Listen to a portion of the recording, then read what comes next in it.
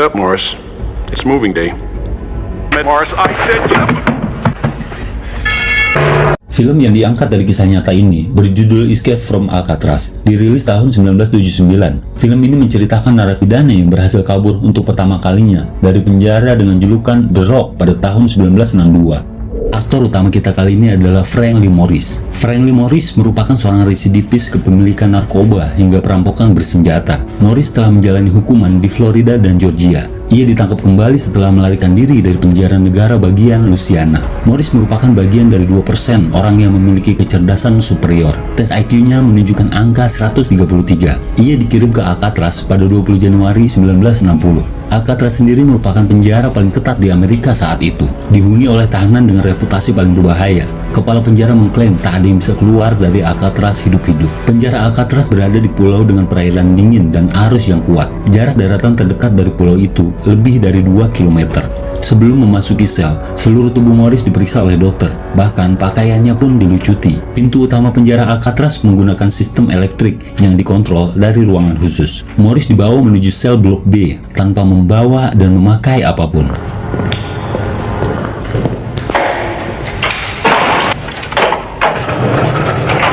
Dimulai dari pagi hari, para sipir menghitung jumlah napi sebanyak 12 kali dalam sehari. Blok untuk pria kulit hitam dipisahkan dengan blok untuk pria kulit putih. Di ruang makan, Morris duduk berhadapan dengan Litmus. Ia tampak sangat menikmati sarapannya. Tidak lama, seorang tahanan bernama Wolf mengintimidasi Morris dengan caranya memakan pasta. Itu membuat Morris hilang selera makan. Litmus meminta pasta Morris. Namun, Litmus tak sendiri. Ia bersama tikus kecil yang juga ikut sarapan.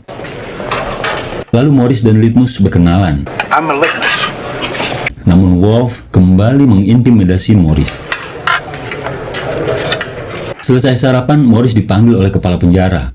Ward wants to see you.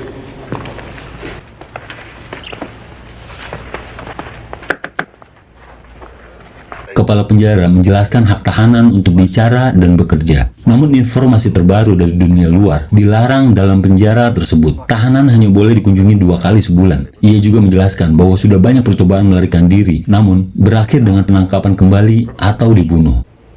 None. No family. Burglary, armed robbery, keep all the rotten eggs in one basket. Being killed or drowned in the bay. Tampak catatan IQ superior dalam berkas Morris. Tanpa disadari kepala penjara, satu buah gunting kukunya telah dikantongi oleh Morris.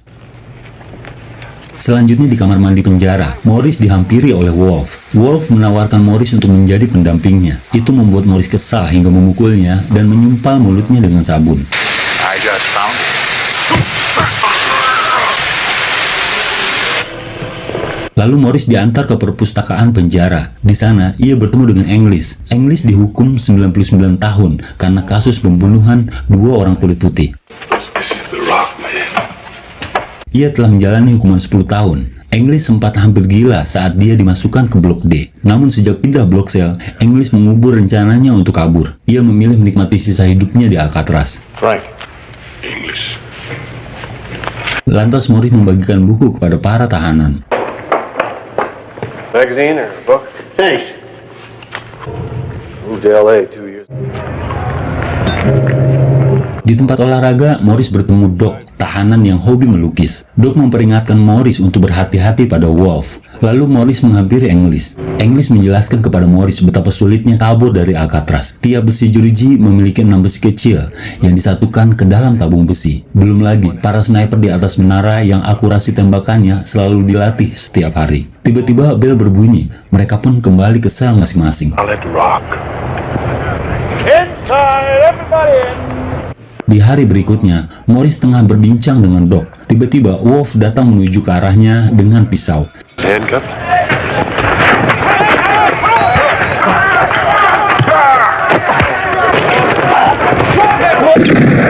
Setelah perkelahian tersebut, mereka berdua dibawa ke sel blok D. When I get out of here, you're dead. Tanpa cahaya dan kedap suara, konon sel ini bisa membuat orang menjadi gila. Esok pagi, sipir membuka pintu dan menyemprot Morris dengan selang pemadam kebakaran.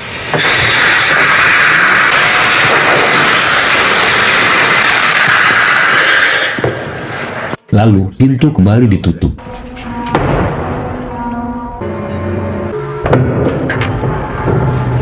Setelah beberapa hari, Morris dipindahkan kembali ke selnya.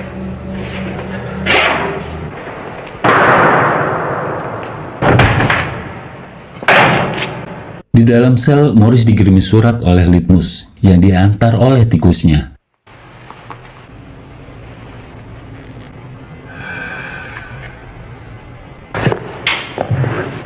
Tidak lama datang seorang tahanan baru di samping sel Morris bernama Charlie Butts. How you doing, neighbor? I'm Charlie Butts.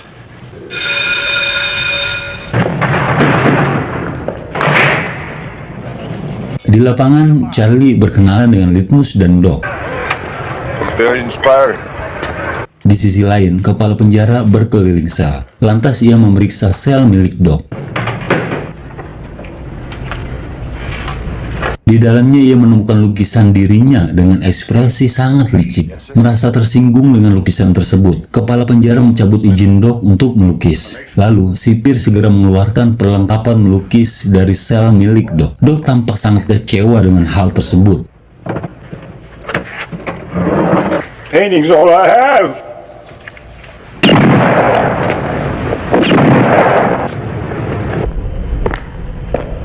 Di ruang kerja penjara, ia memasukkan sesuatu ke dalam kantong pakaian kerja Morris.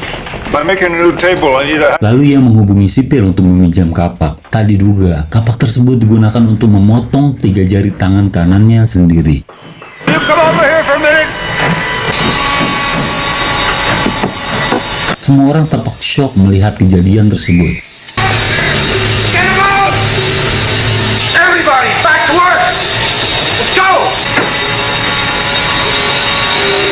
Tidak lama, Morris mengampak meja dan mengumpulkan potongan jari Doc, lalu memberikannya kepada sipir untuk bahan laporan. Setelah kejadian tersebut, Doc tidak pernah terlihat lagi. Di dalam selnya, Morris melihat kecoa yang masuk ke saringan ventilasi. Saat ia memperhatikan ventilasi, tiba-tiba English muncul. English menjelaskan pada Morris bahwa Doc memotong jarinya karena izin melukisnya dicabut oleh kepala penjara. Away his painting privilege. Tiba waktu makan, kepala penjara memanggil Morris. Ia mempertanyakan kejadian yang dialami oleh Doc. Setelah melontarkan kalimat sarkas untuk kepala penjara, Morris meninggalkannya ke meja makan. Di sana ia bertemu Anglin bersaudara, John Anglin dan Clarence Anglin. Dua bersaudara tersebut dipindahkan ke Alcatraz setelah kabur dari 2 penjara berbeda. Mereka berdua tidak pernah berencana untuk tinggal lama di penjara manapun. Pertemuan dengan Anglin bersaudara membuat Morris bersemangat untuk mencari celah. Morris mencungkil tembok sisi ventilasi dengan gunting kuku. Ternyata tembok tersebut telah lunak karena kelembaban yang tinggi di area tersebut. Selanjutnya, Morris dan Charlie sedang berbincang di lapangan. Charlie dipindahkan ke Alcatraz setelah mencuri mobil sipir penjara yang tidak ia sukai. Tidak lama Charlie dijenguk oleh istrinya. Istrinya meminta Charlie untuk sesekali menelponnya. Charlie mengatakan bahwa di penjara tidak boleh menelpon keluar. Seketika sipir memutuskan koneksi telepon. Hal itu membuat Charlie kesal dan ingin kabur dari penjara. Di ruang makan, John Anglin mengeluhkan makanan dan film jelek yang diputar di penjara. Tiba-tiba, Morris membocorkan rahasianya.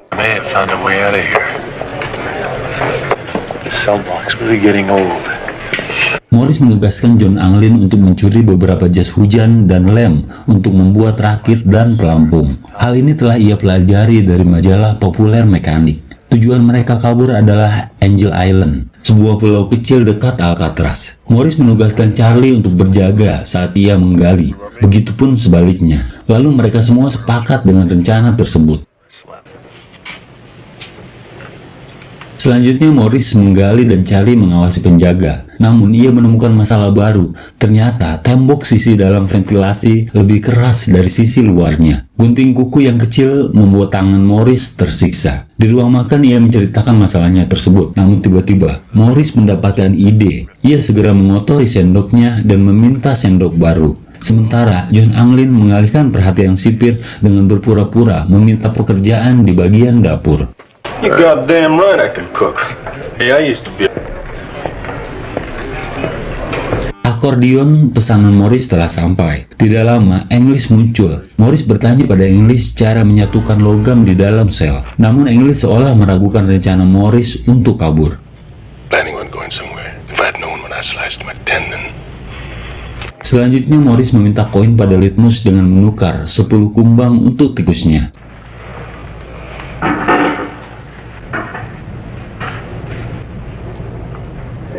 Morris mengikis koin timah tersebut, lalu membakarnya untuk menyatukan gagang sendok dengan pisau gunting kuku.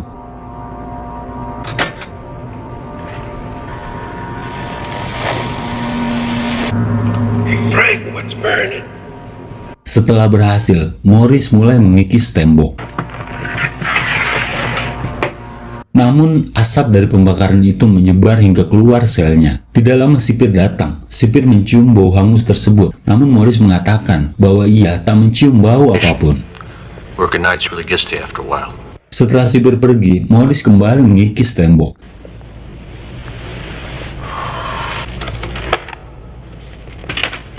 Namun lagi-lagi ia menemukan masalah baru. Ternyata saringan ventilasi ditanam dengan 4 buah besi ke dalam tembok. Morris membuat pahat dari kayu yang dilapisi logam di ruang kerja penjara untuk masalah tersebut. Namun para napi akan melewati metal detektor sebelum kembali. Akhirnya, sipir mengambil alat buatan Morris. Namun kita tahu, Morris ber-IQ superior. Ia telah menyembunyikan satu pahat lainnya. Morris menggunakan alat tersebut untuk memotong besi ventilasi.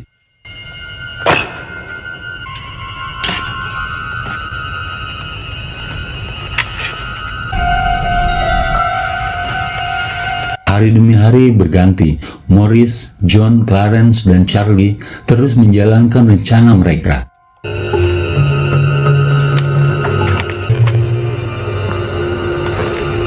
Morris mulai membuat boneka samaran menggunakan bubur kertas dan lem. Charlie memesan alat lukis pada sipir untuk membuat replika ventilasi. Like the painting type to me. You were not talented to look.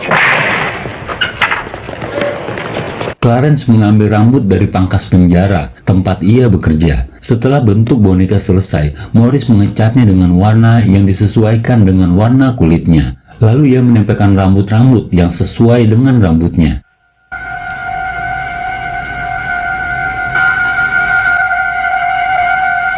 Selanjutnya Morris menyamarkan boneka tersebut di tempat tidur, lalu mengecek jalur pelarian.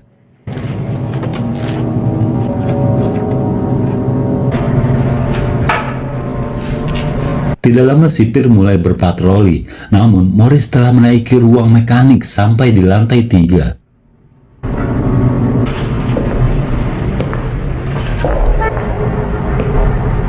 Dan ternyata, lubang ventilasi utama ditutup oleh jeruji besi. Lalu sipir menghampiri Charlie dan menanyakan kondisi Morris yang sejak tadi tidak bergerak. Tiba-tiba ia menjatuhkan tongkatnya.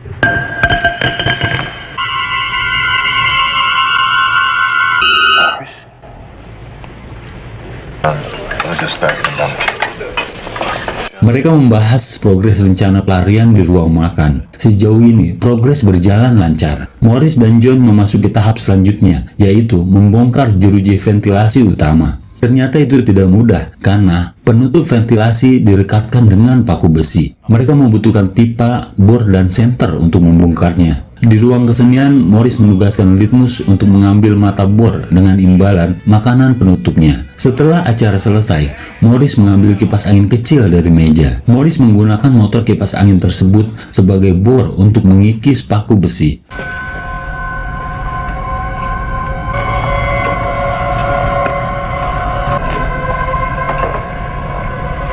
Morris ditemani John dalam pembongkaran tersebut. Ia melonggarkan jeruji menggunakan pipa, lalu mengikis paku besi menggunakan motor kipas angin.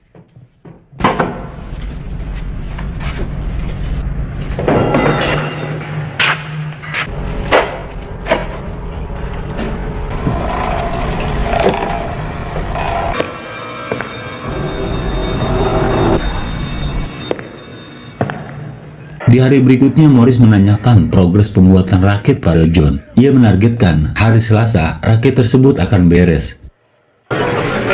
Di hari berikutnya, Morris menaruh bunga di atas meja makan untuk mengenang Doc. Kepala sipir melihat dan meremas bunga tersebut. Hal itu membuat Litmus jengkel, lalu menyebabkannya gagal jantung dan meninggal. You won't need one. Some men are destined never to leave Alcatraz. Saat berada di sel untuk pertama kalinya, Morris berjabat tangan dengan English dan mengucapkan selamat tinggal. Setelah itu, kepala penjara datang untuk memeriksa sel Morris. Sipir mengeluarkan kasur Morris, lalu masuk ke dalam sel dan membuka akordeon.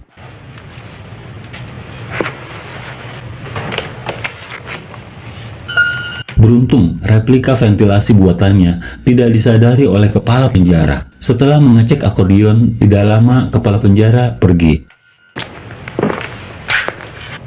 Lots of time to practice.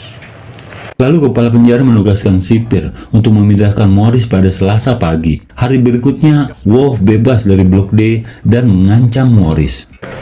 Later. Kill you. Then you'll have to kill him.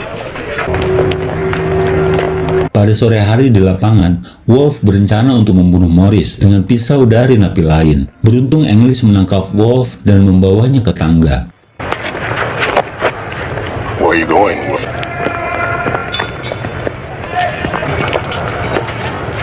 Malam harinya mereka menuntaskan bencana. Morris, John, dan Clarence telah berada di jalur pelarian. Sementara Charlie masih mengumpulkan keberanian untuk kabur. Di sisi lain, sipir penjara berpatroli dan tertipu oleh boneka mereka. Sementara Charlie mengurungkan niatnya dan kembali tidur.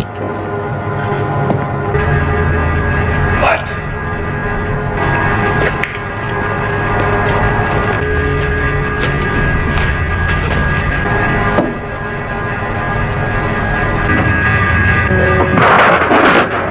Morris, John, dan Clarence berhasil kabur dari ventilasi utama.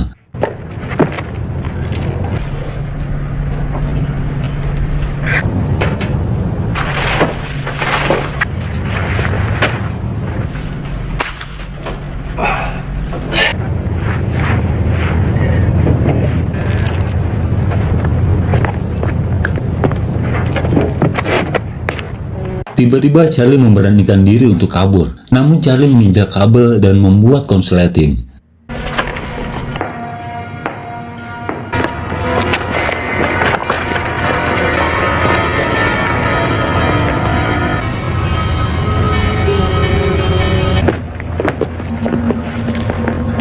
Sementara Morris, John, dan Clarence memakai pelampung dan turun melalui pipa air ke lantai bawah.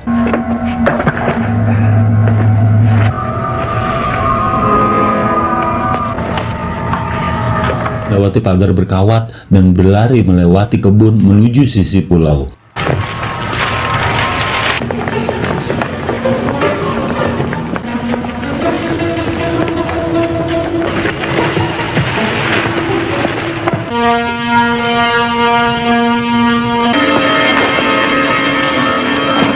Sampai di sana mereka meniup rakit buatan dan mulai berenang.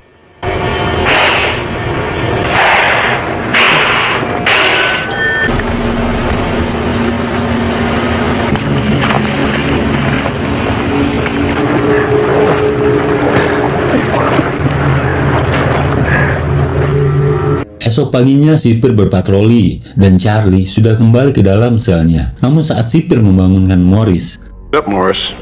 It's moving day. Morris, I said get up. ia tertipu. Pencarian besar-besaran dilakukan. Polisi menemukan foto dan buku catatan Clarence Anglin bersama potongan pelampung yang rusak. Kepala sipir menemukan bunga krisan di pinggir pulau. Ia percaya bahwa Morris, John, dan Clarence telah mati tenggelam. Fog light last night. Nama saya John Anglin. Saya melarikan diri dari Alcatraz pada bulan Juni 1962 dengan saudara saya, Clarence dan Franklin Morris. Saya berusia 83 tahun dan dalam kondisi buruk. Saya menderita kanker. Ya, kita semua berhasil malam itu, tetapi nyaris. Frank meninggal pada Oktober 2005. Ia dimakamkan di Alexandria dengan nama lain. Saudaraku meninggal pada tahun 2011. Jika kamu mengumumkan di TV bahwa saya akan dijanjikan untuk pertama kali masuk penjara selama tidak lebih dari 1 tahun dan mendapatkan perawatan medis, saya akan membalas untuk memberitahu kamu di mana saya berada. John diketahui menderita kanker dan sedang sekarat, tapi tidak memiliki banyak uang untuk berobat. Pengajuannya untuk ditahan ini adalah upaya agar dia bisa mendapat perawatan kesehatan gratis yang dibiayai oleh pemerintah. Meski tulisan John tidak mirip dengan data yang dimiliki Alcatraz, FBI mengaku bahwa ada kemungkinan John aslilah yang telah menulis surat tersebut. Namun surat ini ditulis pada tahun 2013 dan tidak ada yang tahu apa yang terjadi pada John Anglin selanjutnya. Dengan munculnya surat ini, cerita pun selesai. Pelajaran yang dapat kita petik adalah siapa yang bersungguh-sungguh pasti akan berhasil. Akhir kata, terima kasih telah menonton. Jangan lupa subscribe.